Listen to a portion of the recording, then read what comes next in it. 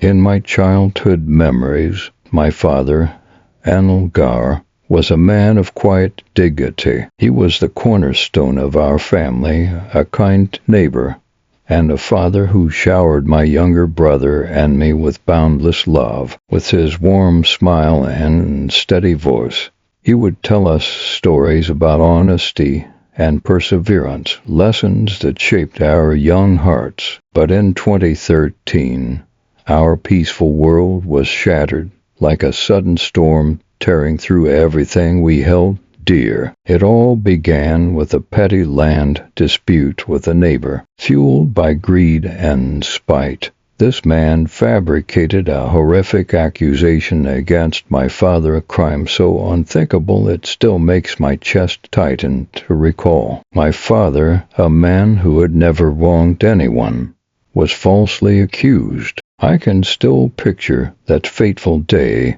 when the police stormed into our home. They handcuffed him right in front of us, ignoring my mother's desperate pleas. I was just a girl then, clinging to my brother, Arjun, sobbing as they dragged our father away. He turned back, his eyes filled with pain, but resolute, and said, "Don't be afraid, I'll be back soon. I'm innocent." But the truth was far crueler than we could have imagined. In court, my father stood alone, facing a barrage of vicious accusations. He insisted on his innocence, his voice steady yet pleading.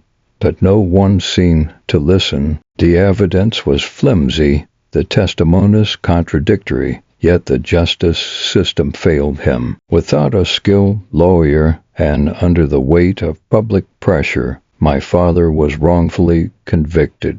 The prison gate slammed shut behind him, leaving our family in a suffocating darkness of despair. In the days that followed, my mother became our only anchor, but the financial burden crushed her like an unbearable weight. To keep us fed and in school, she sold her cherished jewelry, the heirlooms she had treasured for years. I still remember the look in her eyes as she slipped her gold necklace off, forcing back tears so we wouldn't see her pain. By day, she worked at the market. By night, she took on sewing jobs until her fingers ached. Watching her waste away broke my heart, but she never complained.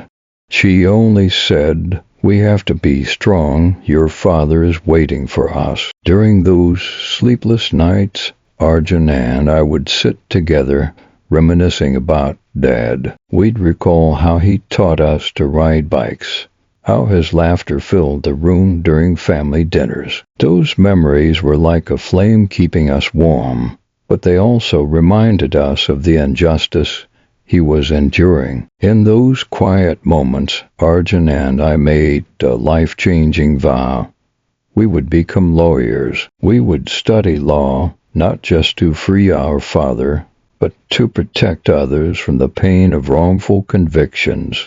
The path to that dream was anything but easy. Arjun and I studied relentlessly, juggling part-time jobs to ease Mom's burden, all striving for top grades. There were moments when the pressure threatened to break us. I remember one night when Arjun slumped over his books, tears streaming down his face.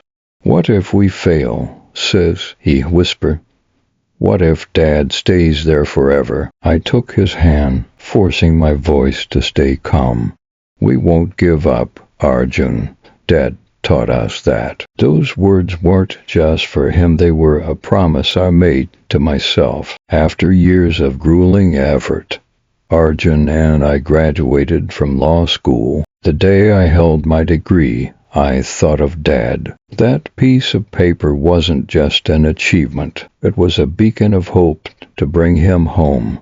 We dove into his case immediately. It wasn't simple. The old case files were riddled with errors, and the legal system moved at a glacial pace. We faced skeptical glances and whispers that once convicted, it's nearly impossible to overturn, but we refused to let doubt dim our resolve, Arjun and I divided the work. I tracked down new witnesses and scoured every detail in the files, while Arjun reached out to legal aid organizations for support. We uncovered that the neighbor had lied under oath, and that critical evidence had been overlooked in the original trial. Each piece of truth we found was a ray of light in the darkness, but it came with new challenges. There were days I felt drained, tempted to give up, but the image of Dad in his prison uniform, his eyes still hopeful during our visits,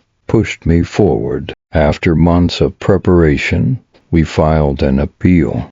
The day of the hearing, I stood before the judge, my heart pounding. I glanced at Dad, his hair now streaked with gray, but his gaze lit up when he saw Arjun and me. As I argued the case, I spoke not just as a lawyer, but as a daughter desperate to restore justice for her father. I presented every piece of evidence, every inconsistency in the accusations, my voice trembling with emotion, but unwavering in conviction. Arjun stood beside me, delivering sharp, compelling arguments, both of us fighting as if our lives depended on it.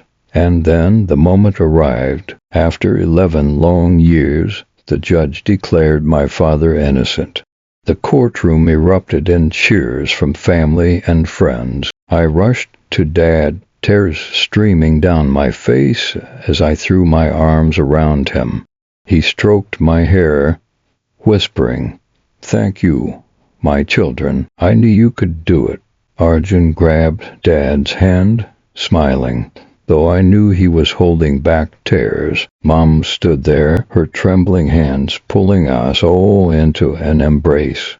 After years of anguish, our family was whole again. Those 11 years were more than a fight for justice. They were a testament to perseverance, family love, and an unyielding belief in truth. Dad is home now, but our story doesn't end here. Arjun and I continue our work as lawyers, carrying the fire Dad ignited in us, to fight for the innocent, so no one else endures what our family did.